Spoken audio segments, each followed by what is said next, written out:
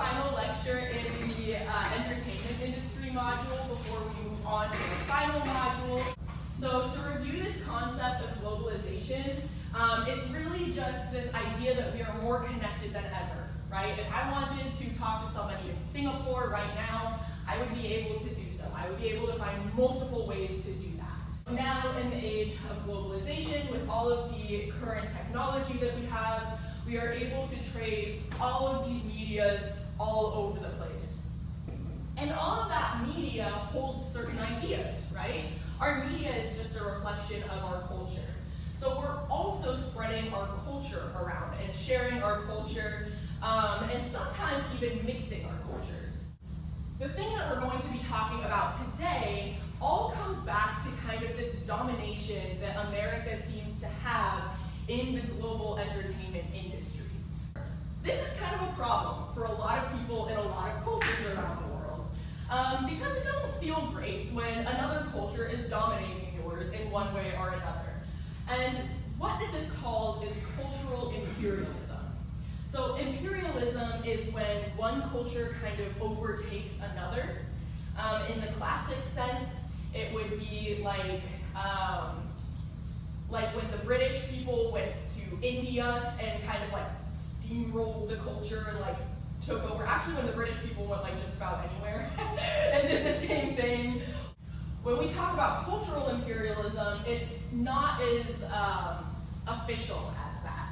So what we're really talking about is that sharing of culture and that ending up starting to take over the original place that's not America's culture. So because Hollywood is so dominant in the global entertainment industry, that makes people worried about American cultural imperialism and American culture starting to like take over other cultures. So the two topics that we're going to be talking about in relation to this today are globalization from below and censorship. So these are two different responses to this fear of American cultural imperialism through media. So that brings me to our first reading that was assigned today. Do any of you watch anime? Okay, wait, why do I have like the anime side of the class? That's weird.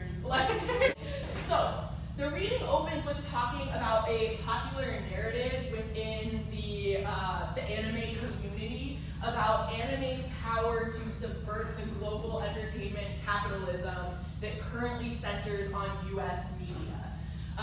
And what they call that is the idea of globalization from below. It's the non-Western places kind of subverting, as in subverting means turning it over on its head, making it opposite of what it usually is.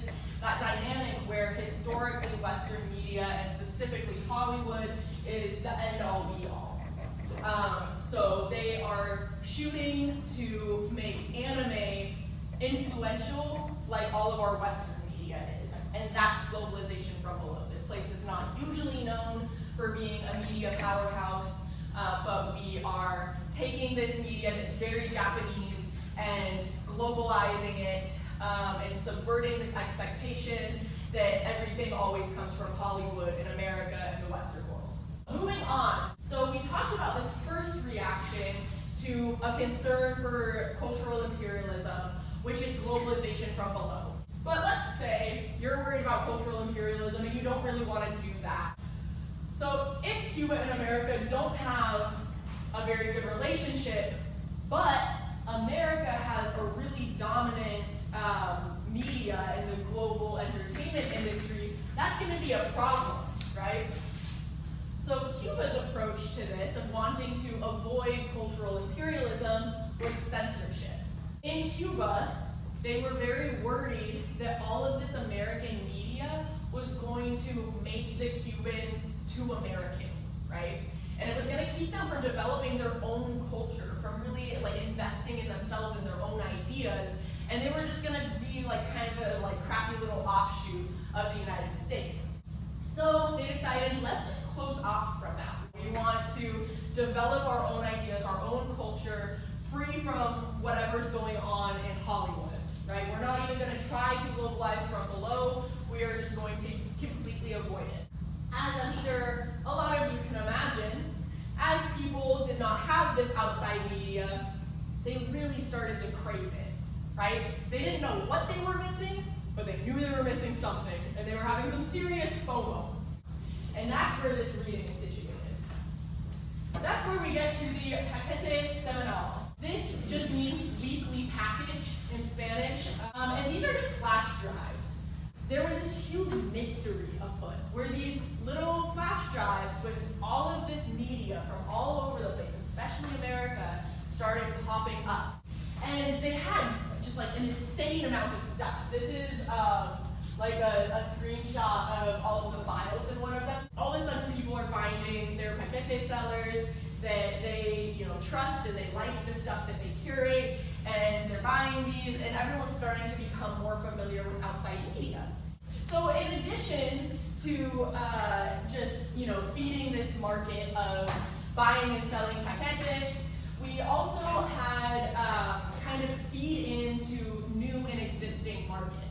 So the first thing that I have on there after just actually buying and selling these in the obvious sense is that people found them really inspirational. Increasing entrepreneurship, it's increasing business ideas because they're seeing like, oh, this person on this show did this thing, so maybe I can do that, or this news story from this place shows this thing, so I bet the people here would like that too.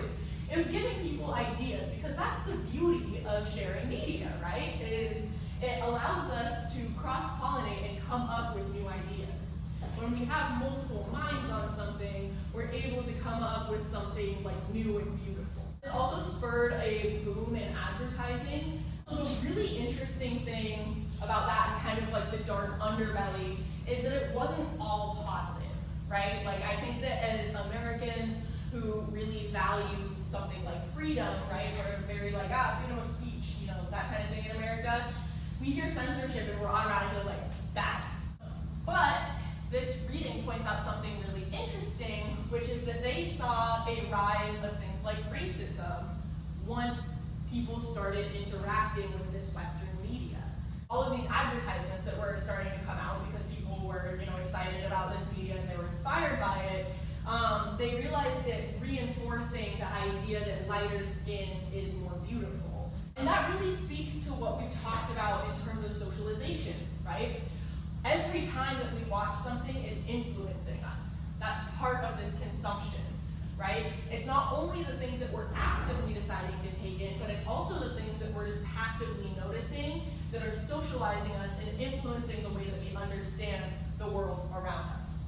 Anytime that somebody sees something that we're producing, they are ingesting certain messages, right? So I encourage all of you to be mindful of the messages that you are ingesting, but also that you're spreading. So the last thing that I want to leave you with from this section to kind of wrap it all up is to remind you of the relationship between the culture and the individual. We are all part of a culture, but our culture wouldn't exist without a bunch of individuals, right? It's kind of this feedback loop where we create culture and culture creates us. And we've talked about things like filter bubbles, we've talked about things like echo chambers, we've talked now about censorship and shaping ideas through media. And I want all of you to consider whether we're capable of something like independent thought, or if we're capable of new ideas, right? Is every idea that we have just a culmination of other things that we've encountered? Are we only inspired by stuff, or can we have new ideas? This is kind of the same problem that Cuba was grappling with, right? They decided to close themselves off so that they could create new ideas together, but then when new ideas started coming from the outside, they found it to be a lot more generative. But it's a scary thought, right? Like, we really like to believe that we have our own ideas, and so much of this course is designed around the idea of how powerful our human brains are, right? I still stand by that. I still think that you're all very smart. But do we have our own ideas? Or is it more culture that's feeding us? are we just a unique culmination of different experiences that just kind of result in our thoughts and ideas?